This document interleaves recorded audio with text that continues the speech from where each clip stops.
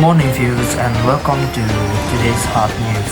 I am Danu who will bring you on this occasion. Today's news is about the impact of the construction of the Serang Palembang toll route for the local community. This toll route is massively continued in 2024 in Palembang Sub-District, Pandeglang District, Banten Province. And also, the community feels the impact of this toll route construction. So to find out more, we have asked local people who are in the neighborhood of the construction. Halo, di sini saya berada di tol Serang Palembang. Mungkin sebelum itu saya akan bertanya dulu tentang Pak Bapak ada di sini. Mungkin langsung aja ke pertanyaan pertama ya Pak ya. Yang pertama, gimana pendapat Bapak tentang tahun ini?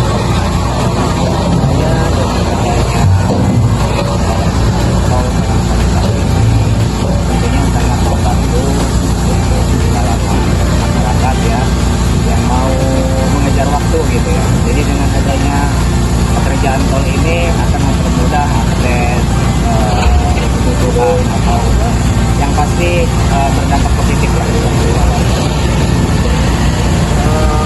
Dampak positif ya Pak ya? Iya. Mungkin lanjut ke pertanyaan kedua, manfaatnya yang akan dirasakan dari proyek pembangunan ini kepada masyarakat itu gimana nih Pak?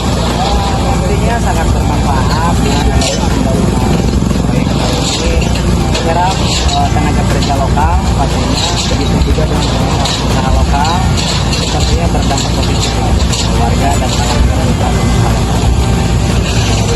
Lalu selanjutnya, apakah Bapak melihat ada peluang ekonomi baru yang muncul karena pembangunan ini Pak, seperti lapangan kerja lokal? Pastinya meningkatkan ekonomi. Pastinya juga ada yang berinvestasi ke depannya dengan adanya proyek-proyek ini pastinya banyak kemajuan untuk khususnya di Banten Selatan ya. Ada kita haji itu pulau itu pasti akan mempermudah akses perjalanan dari ibu kota menuju ke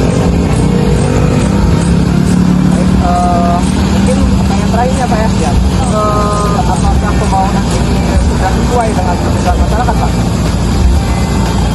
Ya, harusnya memang sesuai, namun pastinya dengan adanya pembangunan proyek ini mungkin ada dampak kekurangan juga dan kelebihan, karena kan namanya kita juga pekerjaan ya, mungkin ada yang terkendala di rumah, masalah di kepentingan, baik polusi, tapi kita semaksimal mungkin untuk menyikapi itu semua.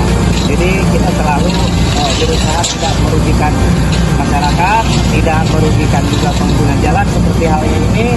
Dengan adanya online itu juga jalan seperti ini Pak, contohnya ini sebelum keluar jalan nasional ini kan disemprot dulu, jadi biar tetap akses ini berjalan lancar. Baik, itu saja Pak ya. Terima kasih banyak untuk waktunya. Sekali lagi saya Assalamualaikum warahmatullahi wabarakatuh. The construction of the Palembang Serang toll road is a pivotal step toward improving connectivity and fostering economic growth in the region. Once complete, this vital infrastructure will significantly reduce travel time, enhance logistic efficiency, and open new opportunities for communities along its route. The project represents a strong commitment to regional development, and stakeholders are optimistic about the positive impact it will bring to Banten Province and beyond. That's all for our update on the Palembang Serang toll road. Stay tuned for more news on infrastructure project in transforming Indonesia. Back you in the studio. Good morning viewers and welcome to today's hot news. I am Danu who will bring you on this occasion. Today's news is about the successful implementation action of the Sea Party held in Palembang Jaya Village, Pandeglang Regency, Banten Province. It was held in October 2024, which brought many visitors to this event. To find out more about how the process of the event took place, we brought participants who will talk about the sea body event in an interview. Kan bos bisa diperkenalkan terlebih dahulu nama. Kenalkan, nama Ibu ya, Ibu Suri, Panimbang Lelang Baru ya. Ibu di sini sebagai apa? Kalau dikatakan ibu ya sebagai orang biasa aja gitu, cuman dikatakan sama orang yang jauh mah memang ibu orang tua ya, tapi cuman Baik. nggak punya ilmu apa-apa, nggak punya sejarah apa-apa, cuman hanya dari orang tua peninggalan katanya untuk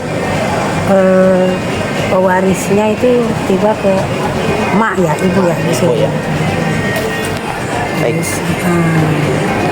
Adek mau menanyakan tentang sejarah apa ya? Mungkin yang pertama itu latar belakang atau apa sih acara ini tuh? Nadran ya, tasakuran laut ya. Aslinya itu dikatakan oleh orang tua zaman dulu itu nadran. Ya, nadran itu artinya syukuran ya. Syukuran itu ada lagi ditambah katanya pesta laut. Apa aja sih ya Ade ya, kata si Ade itu harus yang intinya itu satu bayang ya, yang kedua itu kerbau ya, yang ketiga itu sesaji. Untuk pesta laut, siapa saja pihak yang terlibat dalam penyelenggaraan acara ini, Bu?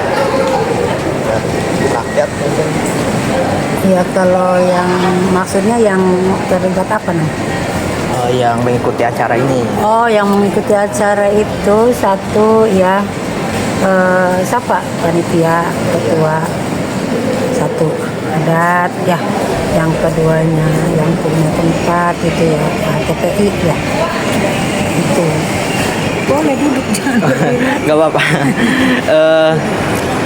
Yang ketiga, Yang ketiga kan kenapa? masa ya, maksudnya masyarakat nelayan. Oh, iya. Yang ketiga itu ya, nah dalam arti itu nadran itu ya, tasakuran laut itu artinya yang kita wajib ya, maksudnya itu wajib ya, diwajibkan wajib, kalau di ibarat sunahkan ya itu sunnah.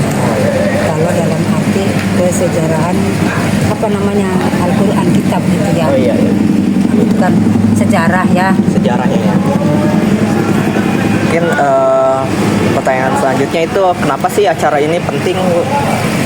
Karena kan emak itu kan karena bersyukur ya, adanya usaha itu artinya di lautan, karena tidak dalam arti tidak menanam maupun meminta apapun ataupun modal apa gitu. Memang kalau modal sih memang harus ada modalnya, itu satu keyakinan ya, kedua kesabaran, yang ketiga pakai alatnya kan ya semacam jari ya, bondet, nah gagang itu.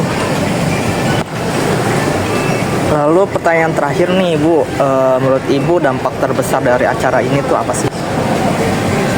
Ya apa ya, dampak terbesarnya ya acara itu ya satu apa, serah terima semacam kerbau itu ya. Oh iya. Kerbau itu berikut sepumputnya cuma diambil dagingnya gitu. Itu satu yang diutamakan wayang, yang keduanya itu kerbau ya, yang ketiganya kan syukuran namanya pesta. Apa aja itu yang diintikan untuk masalah pesta atau nadran, karena wayang itu iringannya ya.